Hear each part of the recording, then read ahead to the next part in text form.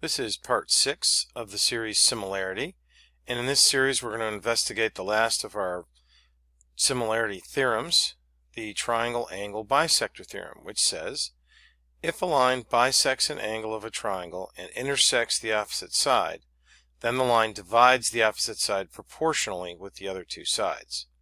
So AC bisects angle BAD, and therefore it divides BD into two segments, BC and CD, which are proportional to AB and AD. And just like the other theorems, this creates a situation where we have a very visual set of proportions. You could say AB is to AD as BC is to CD, or you can turn your head sideways to the right and say BC is to AB as CD is to AD, and so on. So it's not just this proportion, but any valid manipulation of that proportion.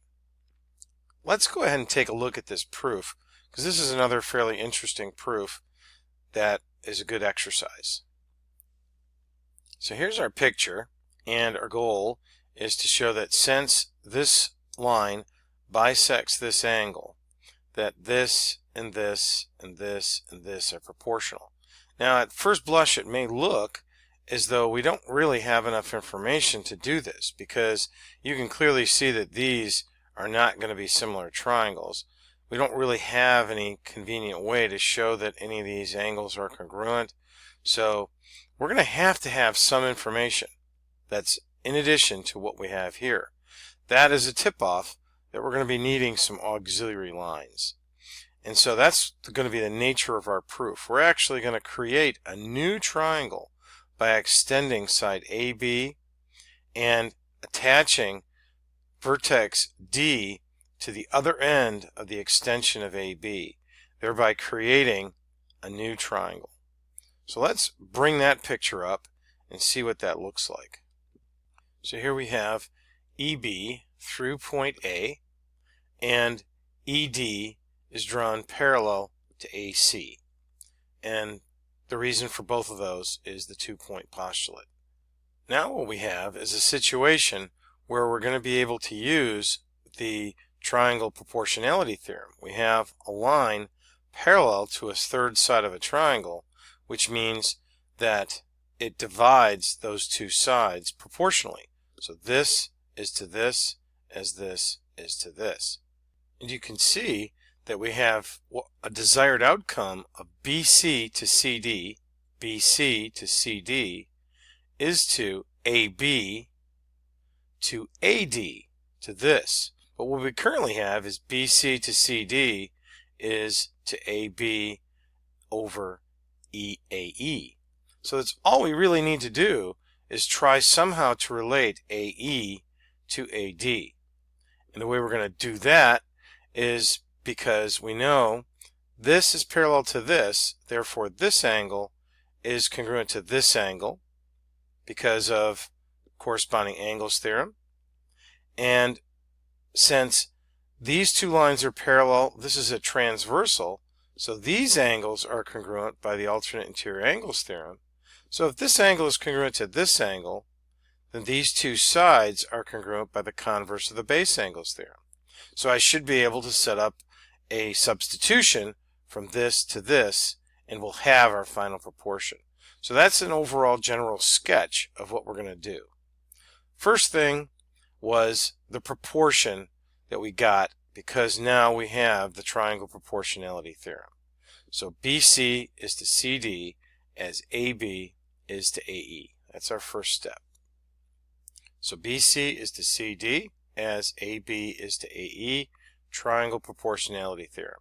So just by drawing in two auxiliary lines in a particular way, we've gotten almost to our final resting place.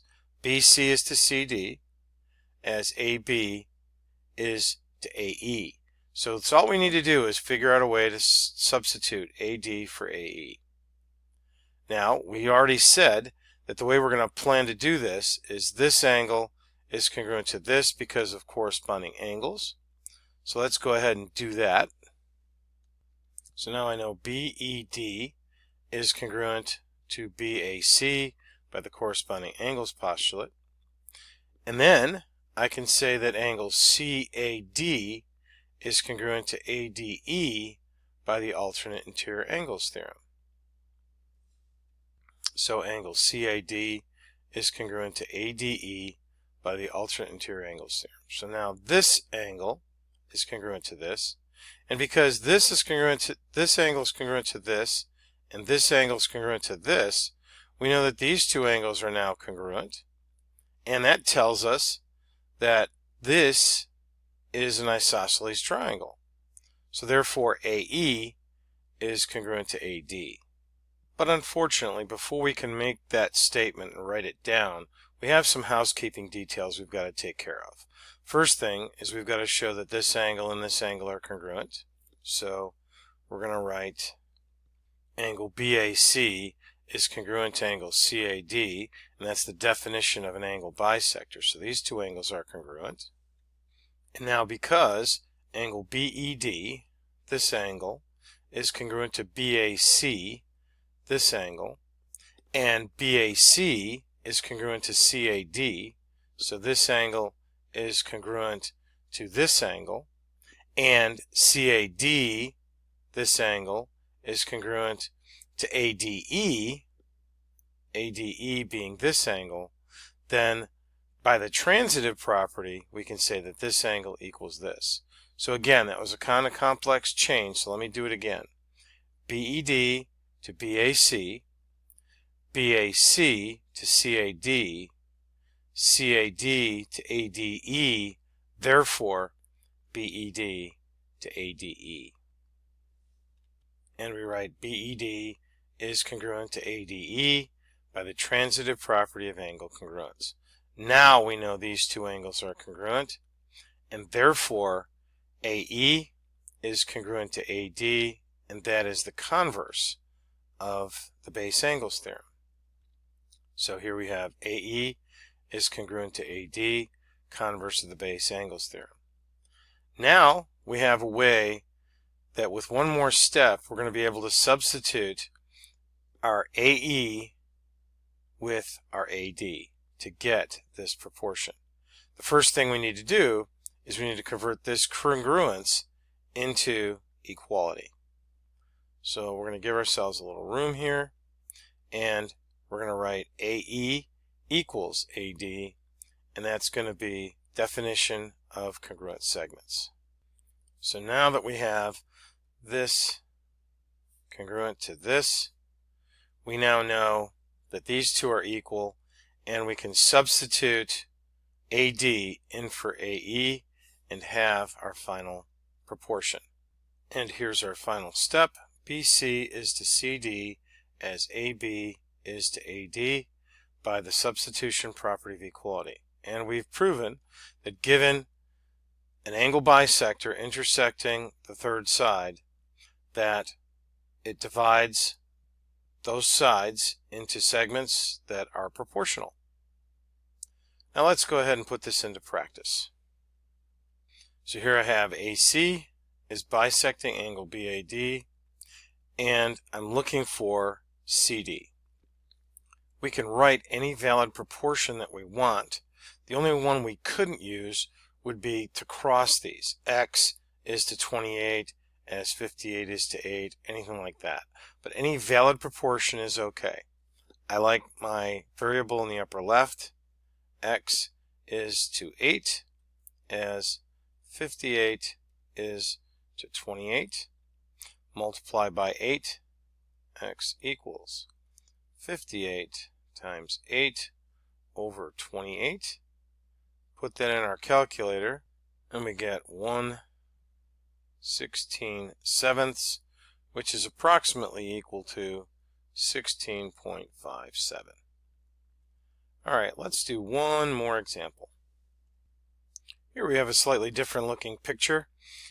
In this case, AC is bisecting angle BAD again, and we're looking for BA, this segment. So again, we set up the easiest proportion we can think of. I'm going to use my BA in my upper left. So X is to 8 as 12 is to 6. X equals 12 times 8 divided by 6. Putting that into our calculator, we get 16. So I hope that was helpful, and that wraps up our series on similarity. And I will talk to you in the next video.